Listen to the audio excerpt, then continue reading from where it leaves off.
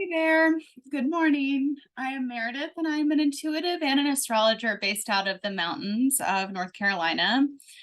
And I'm going to chat with you guys about how to, sorry, some things going on outside of my window.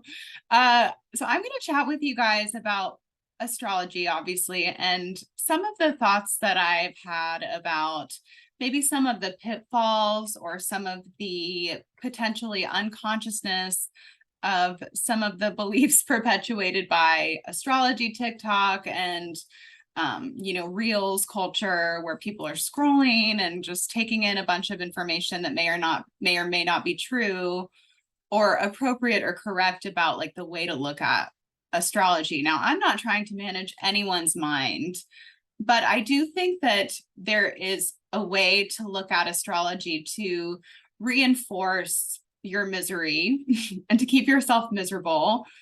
And I also think that there are ways to look at astrology that are very, very empowering.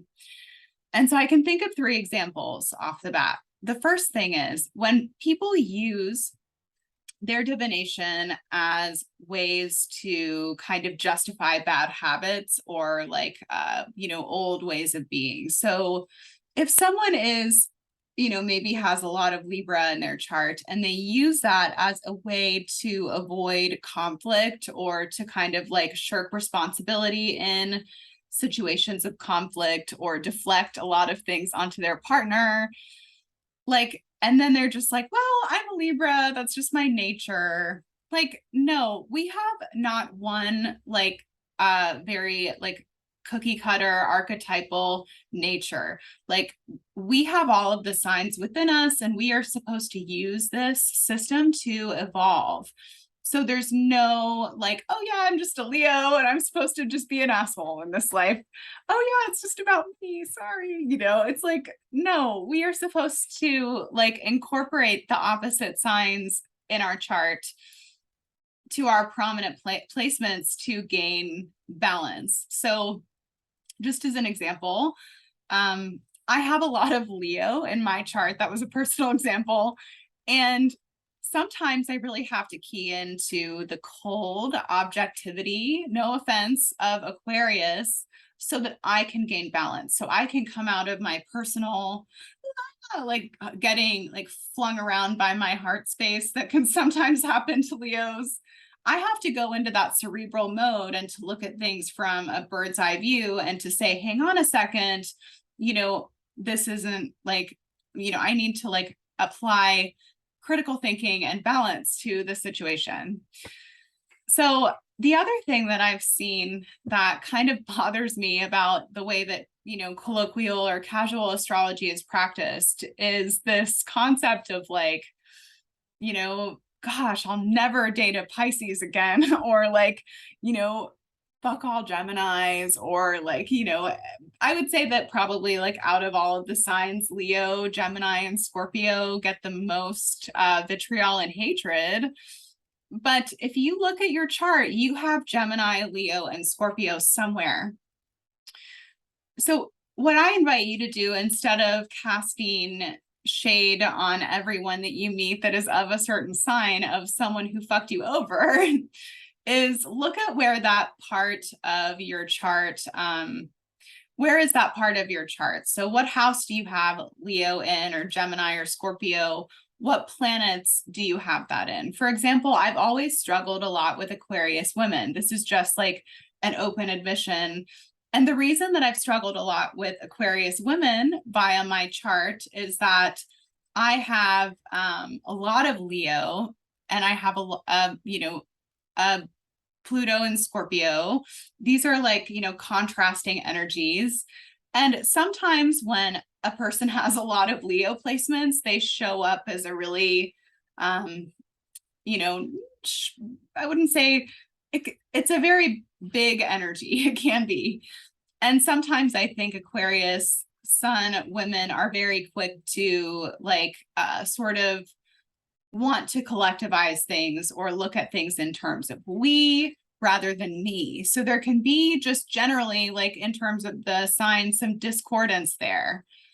But as I've gotten older, I've seen that the reason that I have Saturn in Aquarius, so it actually benefits me to occupy that space, like I said, of that bird's eye view perspective. And that's one thing that Aquarius women can bring me that sometimes I resent, because sometimes I want to stay in my feelings, you know? So anyway, this is just one example out of so many that you can draw upon. Stop using astrology as a way to project on other people if possible. These things give astrology a bad name, and at a point in time, astrology was a revered high art and science that was, you know, only taught to people who were thought to be able to handle the information, was only given to initiates, right? So we've come from there, and there were pitfalls associated with that as well. I kind of like this better, actually, where everybody can have access to the information if they choose to. I'm kind of more in that. I like that better, because maybe I wouldn't have been looked at as somebody who could hold the information prior. But now, since I live in this culture, I'm able to, you know, learn about the different secrets and the mysteries without having even to pay anything if I don't want to. Now, I'm not advocating that you know, but I'm just saying, like, it's so much more accessible, which means that there is so much more to watch out for in terms of ideology. The other thing that sometimes bothers me that I see a lot, actually, especially I work for an astrology app part-time. And what I've learned in the process of working on this app is that it's like, when will I find love? When will I get the right job? When will I, you know? And it doesn't really work that way, I don't think. You know, the birth chart is a very good representation of a couple of Bible verses. There's Luke 17:21, the kingdom of God is within you. There is there's Matthew 6:10, which is, your kingdom come, your will be done on earth as it is in heaven, which I tend to think of like this, on earth as it is in heaven, as synonymous to the Hermetic law of correspondence, as above, so below, as within, so without. So if we want to change our world, then we have to change ourselves. If we want to experience more love in our lives, how loving are we being towards ourselves and towards other people? Are we accepting in that process of like finding the one? Are we accepting the small doses of love that we receive from other people, like the universe, animals, friends? Are we appreciative of that? If we are trying to align ourselves with the right career or the right perspective, are we taking steps daily using our astrology and our divination, our human design as a tool to know maybe what to approach, what we might become really passionate about?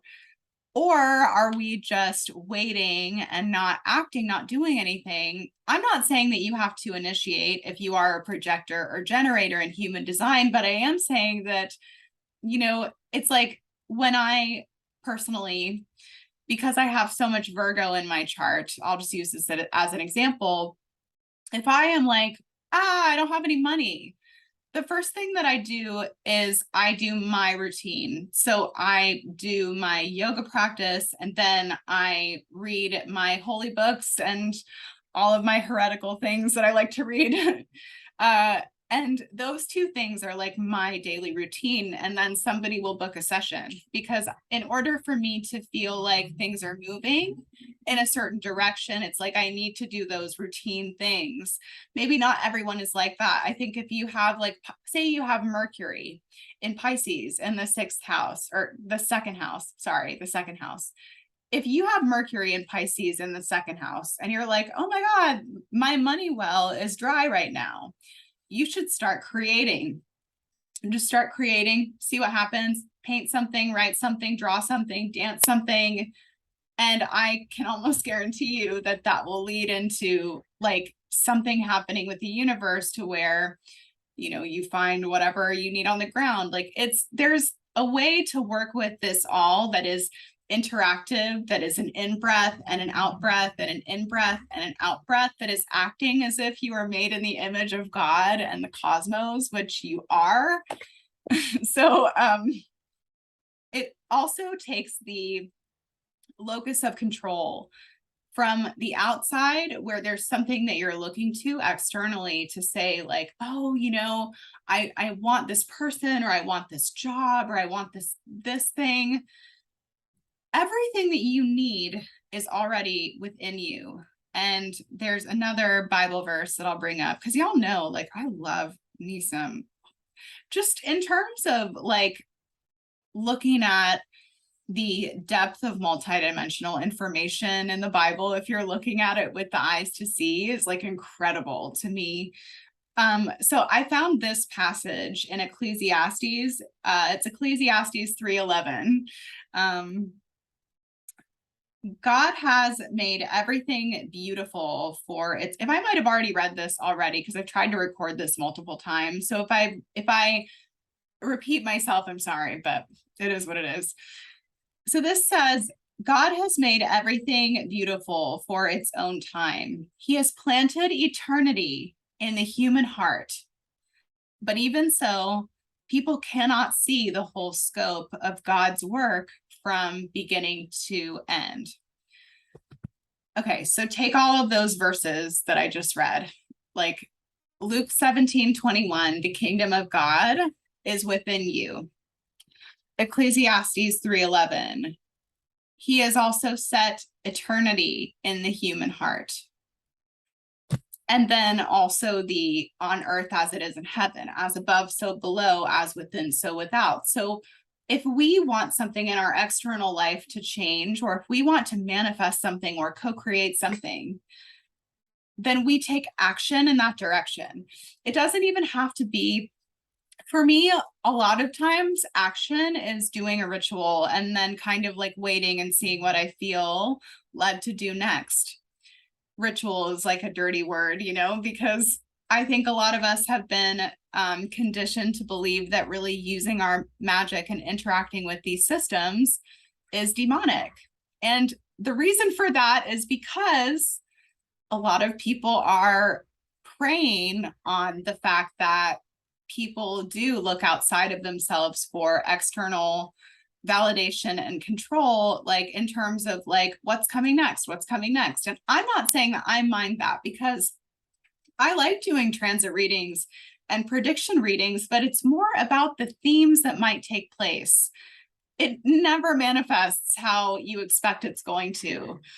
If I had a nickel for every time somebody told me how my Saturn return was going to go and how it actually went, and how I thought it was going to go and how it actually went, it is very different, because God is found in the surprise and the unknown. And so I know that right now, with what is going on in the world, it is very, very hard to have faith and to have trust. But I do believe that there's an element of even astrology and other divination that can sometimes remove the beautiful surprise element of the unknown. And all of those things, using astrology to project onto others or to reinforce shitty behavior, as well as using astrology only as an external locus of control, those things are demonic. Sorry, you know, the way that people are using it at this point in time, and sort of this like dark age, like Kali Yuga type of time, it is demonic. And it's very obvious that people are being swindled and misled in a lot of directions to me. But I believe that, you know, there's just a lot of positive things too that can come out of like learning your astrology and learning your divination and learning your archetypes, because you can understand where your strengths and weaknesses are. You can understand like how to go about things, like how to move through things. It's a massive key, both I mean, human design, astrology, gene keys, all of, and even tarot, these systems of divination, when you use them for yourself, for understanding yourself and how to change yourself and your circumstances by virtue of changing yourself. Hopefully this wasn't too preachy. I do tend to get on that preachiness, Sag rising energy. I just wanted to come share that, yes, things are crazy right now, but I think that especially right now, if you are operating with an external locus of control, that is setting all of your happiness on something happening in your external world, then you're going to be shut out of luck. I'm sorry. Like, we have right now an opportunity to really like strengthen the eternity that is held within our human heart. That's what we have the opportunity for. But I think that it's a waste of time to really strongly set all of your mental and emotional health on something that happens externally. So that's my spiel. I hope that this was helpful. Let me know what you think of this, or if you like some of this commentary that's astrology but not astrology. And yeah, hope that you have a beautiful day. Bye.